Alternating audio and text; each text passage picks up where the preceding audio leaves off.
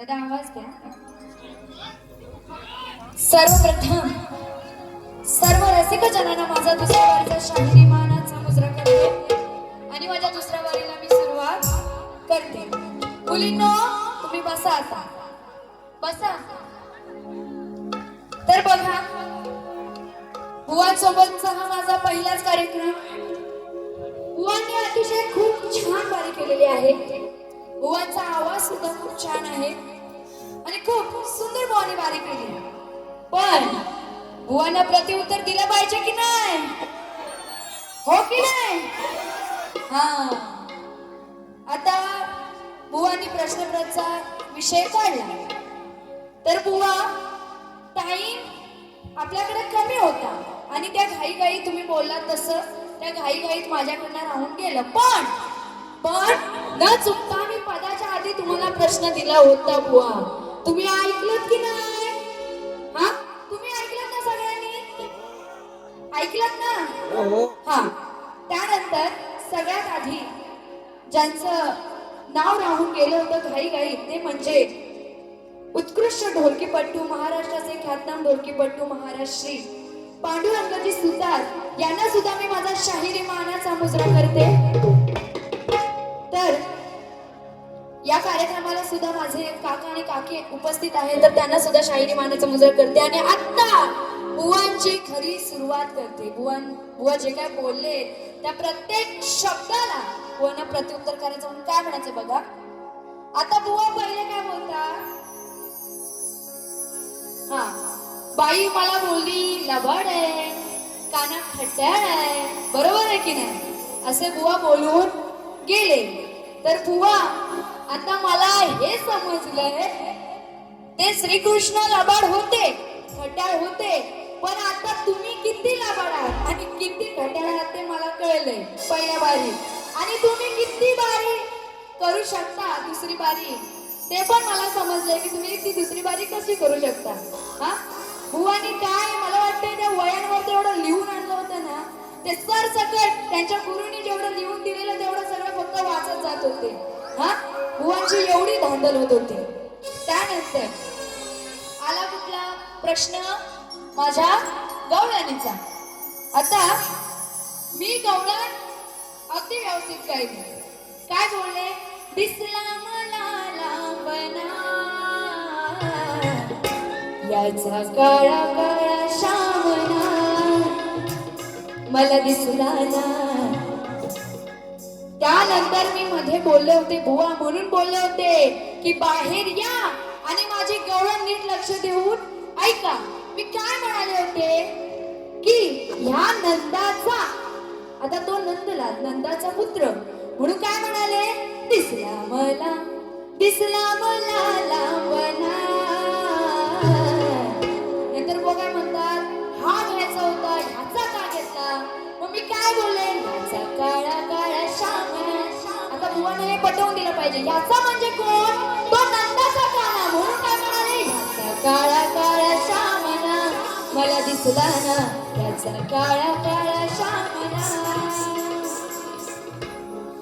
आणि बुवा त्यामध्ये बघा, माझ्याकडून चुकून मी डबल मिनिंग गेलीच नव्हती, चुकून असा वेगळा शब्द गेला नव्हता. मी बोलले बुवांना की मी शास्त्रात गायले आणि मी श्यामना असंच बोलले होते की नाही?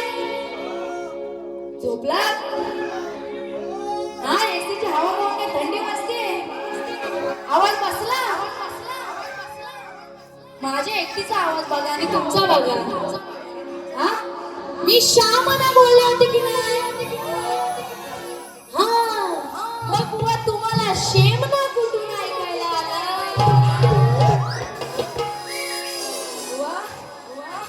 मी अजिबात चुकू नये हवंस तर माझी पहिली बारी तुम्ही नीट ऐका.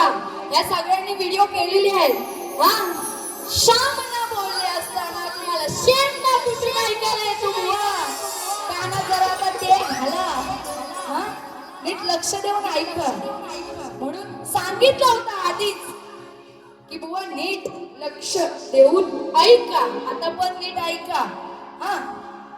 त्यानंतर बुवा अजून काय म्हणतात पुढं, काय बोलतात, काळा काळा नाही. काय बोलले पुढे आता बुवा, तुम्ही स्वतः काय शब्द येत नाहीत मला की तुम्ही स्वतःच त्याचा डबल अर्थ पटवून दिला. बुवा काय म्हणतात, काळा काळा नाही बाई, लाल लाल आहे. नक्की काय बोलायचं आहे तुम्हाला. हे बघा, मी शास्त्रात केलेली बारी पण बुवानी इथे येऊन घाण केली हा.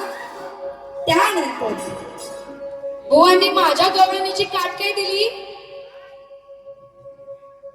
हा श्यामना काढेल तुझा घामना. बुवा आता ह्या तुम्ही ज्या गवळणीची काट दिली त्याचा अर्थ काय, फक्त हा श्यामना काढेल तुझा घामना म्हणजे काय हा. हे पण पटवून दिलं पाहिजे की नाही, की फक्त बोलायचं म्हणून बोलायचं असं. त्यानंतर गवळ, आता बुवांची गवळ, बुवांच्या गवळणीची चाल काय होती, दिली आरोळी सायंकाळी काळीज हे पातळ. बुवा म्हणतात बाई आवाज असा असला पाहिजे, वा आवाज असा असला पाहिजे. मला तुमच्या आवाजाबद्दल काही बोलायचं नाही, खूप छान गायला तुम्ही हा. तर बुवाच्या गवळणीची चाल काय होती, दिली आरोळी सायंकाळी काळीज हे पातळ, माझं काळीज हे पातळ, माझ्या हरणीला काल भरणीला हातानं झपाटलं. अशी बुवांची चाल होती. आणि बुवांच्या गळ्यात काय, दिली ही सजा केली मी मजा, वाटलं मनाला पाहून बरं, कुंजवनात आड रानात, कुंजवनात आड रानात मिळाला जणू गाऊनवर.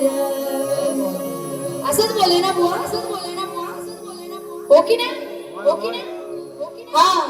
बुवा तुम्ही बोलताय हिला लाजवतो गाऊनवर असं बोलले बुवा तुम्ही.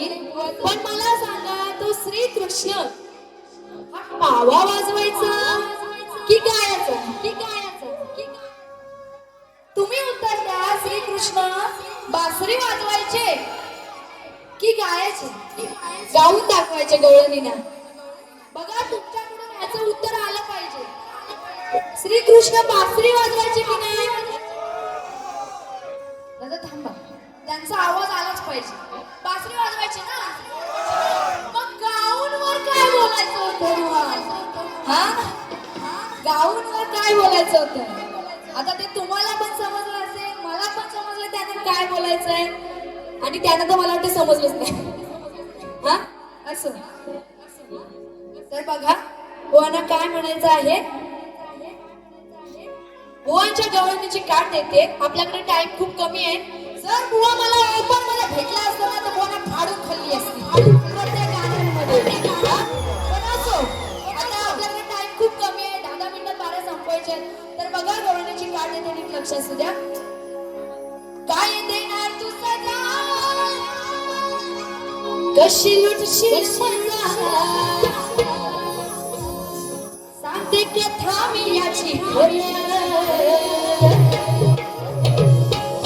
काय करशील आडगाणात, काय करशील आडगाणात, तुझी लंगोटी सुटली तर. आवडलं की नाही, मग आवाज कुठे आहे, का फक्त बुवांना साथ द्यायची. काय करशील आडरानात तर बुवा गवळणीचे वस्त्र वगैरे लपवून ठेवतात. हा पण लक्षात ठेवा त्या श्रीकृष्णाला सांगता येतं गवळणी बुवा तुम्हाला नाही बोलत आहे, तर बुवा उगाच वाईट वाटून घेतील. हा श्रीकृष्णाला गवळणी काय बोलतात? अरे खट्याळकाने काय करशील आडरानात तुझी लंगोटी सुटली सर.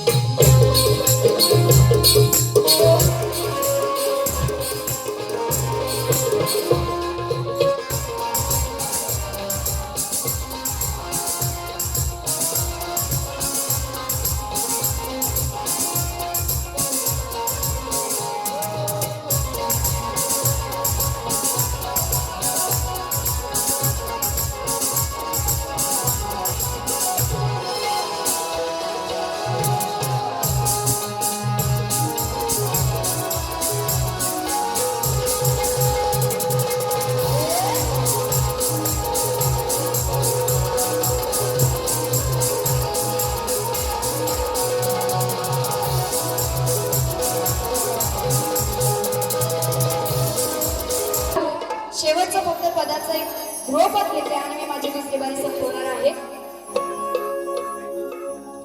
आई माझी रायबा देवी या रावा गावाची शान. आणि म्हणून शेवटचं एक काय बोलतात चटका बुवांना देऊन जाते. देऊ ना? हो की नाही? हा बघा काय म्हणायचंय. ऐका शाहीर तुम्ही बघा कशी दिगत झाली. ऐका शाहीर तुम्ही बघा कशी दिगत झाली. मला सुनीबाई झाली याच्या नाकात नथनी आली. मला सुनीबाई झाली याच्या नाकात नथनी आली. मला सुनीबाई झाली याच्या नाकात नथनी आली. सुनीबाई झाली याच्या नाकात नथनी आली. सुनीबाई झाली याच्या नाकात नथनी आली. ऐका तुम्ही बघा कशी दिगत झाली. ऐका तुम्ही बघा कशी दिगत झाली. मला सुनीबाई झाली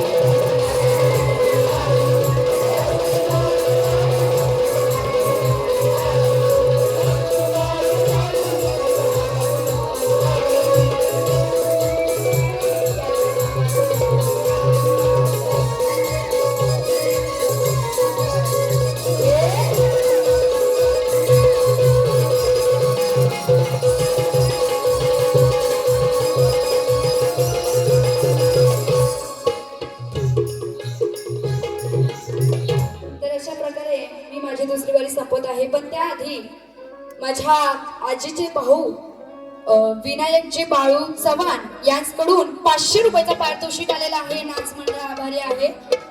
तर तुम्हाला मजा आली की नाही? मग एकदा टाळा होऊन जाऊ दे माझ्या सगळ्या कलाकारांसाठी, या नाचणाऱ्या मुलींसाठी. हा, आणि अशा प्रकारे मी माझी दुसरी बारी संपवते आणि बुवांना सुद्धा दुसऱ्या बारीसाठी शुभेच्छा देते आणि इथेच थांबते.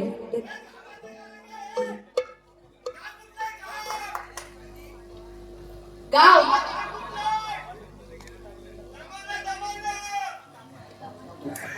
आता आपल्याकडे टाइम